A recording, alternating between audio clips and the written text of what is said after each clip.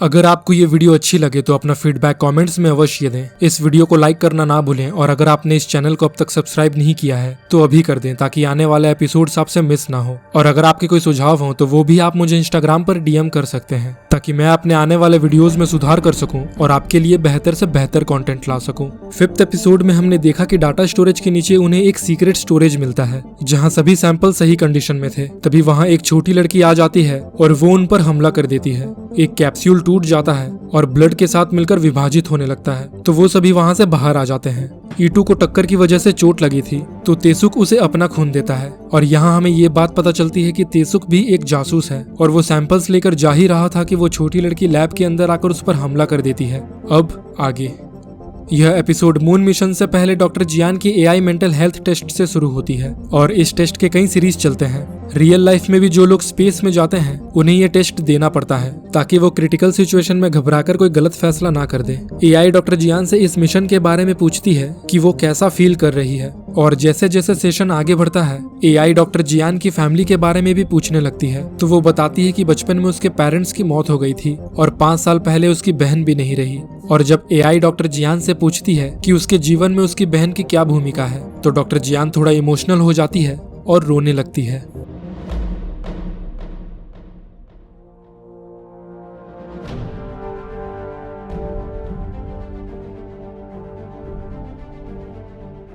Back to the present doctor Jian उस capsule को table पर रख देती है और वो नोटिस करती है कि उसने जो लैब कोट पहना हुआ था उसमें उसकी बहन सॉन्ग वोंग का नाम लिखा हुआ था। वो छोटी लड़की जैसे ही कैप्सूल को अपने हाथ में उठाती है उनमें से कोई उस पर गोली चला देता है जो सीधा कैप्सूल से होकर उस छोटी लड़की को लगती है, जिसके बाद वो लड़की दर्द से तड़पने लगती है और हम देखते हैं कि उसके गाल बगल से कटे हुए थे और उसके घाव तेजी से भर जाते हैं और लूनर वाटर का भी उस पर कोई असर नहीं हो रहा था। घाव के ठीक होने के तुरंत बाद वो छोटी लड़की टेबल से गिर जाती है और बड़ी ही तेजी से वेंटिलेशन शाफ्ट से भाग जाती है। अब कैप्टन हान डॉक्टर जियान की हरकतों से तंग आ गए थे और वो उससे कहते हैं कि उसकी एक एक्शन से बाकी मेंबर्स की जान खतरे में आ गई थी। पर डॉक्टर जियान सभी से कहती है कि उन सभी ने देखा कि लूनर वाटर का उस पर एक अलग ही इम्पैक्ट पड़ा था और कैसे उसके घाव भी इतनी जल्दी ठीक हो गए। इसका मतलब ये है कि लूनर वाटर से उसकी मौत नहीं हो सकती। उसकी बॉडी ने लूनर वाटर को अडॉप्ट कर लिया है जिससे उसमें कुछ फिजिकल एबिलिटीज भी आ गए हैं जो किसी भी नॉर्मल इंसान से कहीं ज्यादा है। तो डॉक्टर जियान कैप्टन हान से कहती है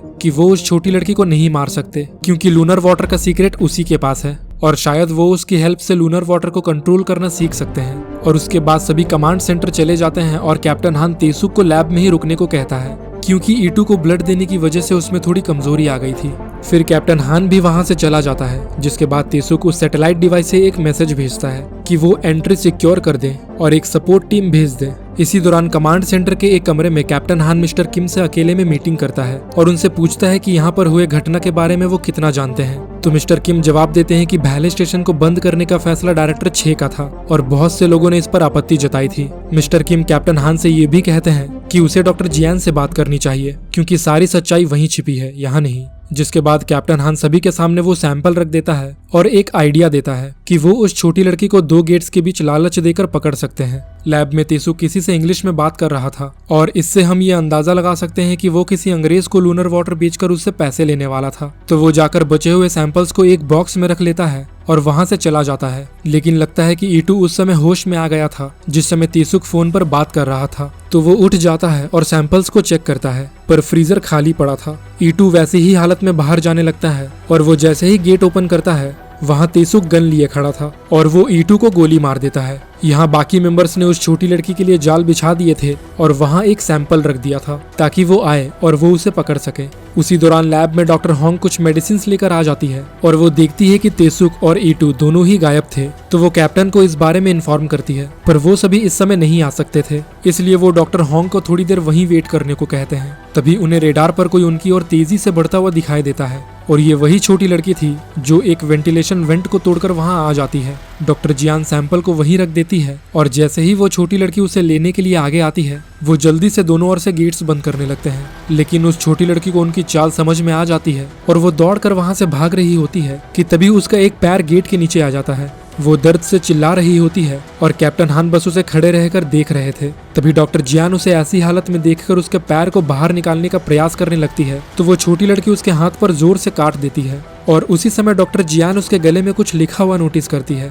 उसके गले के पीछे लूना 073 लेबल लगा हुआ था। डॉक्टर जियान तुरंत गेट ओपन कर देती है ताकि उसका पैर बाहर निकल जाए और ऐसा करने के तुरंत बाद कैप्टन हान उस छोटी लड़की को बेहोशी का इंजेक्शन मार देते हैं। अब जब उन्होंने उस छोटी लड़की को पकड़ लिया था तो किम सुन वापस कमांड सेंटर की ओर जाने लगता है। तभी उसे डॉक्टर होंग पूछती है कि क्या ईटू और तीसुक उसके साथ तो नहीं, पर किम सुन जवाब देता है कि वो भी उन्हें कमांड सेंटर में देखने ही जा रहा है तो वो उसे कमांड सेंटर पहुंचने के बाद रिपोर्ट करेगा। लेकिन तीसुक ऑलरेडी कमांड सेंटर में आ गया था और वो उन सभी गेट्स में इमरजेंसी लॉक लगा देता है जहां कैप्टन हान और बाकी लोग थे, जिससे कि अलार्म बजने लगता है और गेट्स धीरे धीरे बंद होने लगते हैं। तभी वो छोटी लड़की अचानक से कैप्टन हान की गोद से कूद पड़ती है और वापस से उस वेंट्स में चली जाती है, जिसके बाद डॉक्टर जियान भी कैप्सूल को उठाकर उसके पीछे जाने लगती है और इससे पहले कि कैप्टन हान उसे रोक पाते वो गेट बंद हो जाता है। यहाँ मेन लैब के गेट्स भी बंद हो जाते हैं और किम सुन जिस रास्ते जा रहा था वो भी बंद होने लगता है, पर किसी तरह वो कमांड सेंटर के पास आ जाता है और देखता है कि स्टेशन के सभी गेट्स बंद नहीं हुए थे,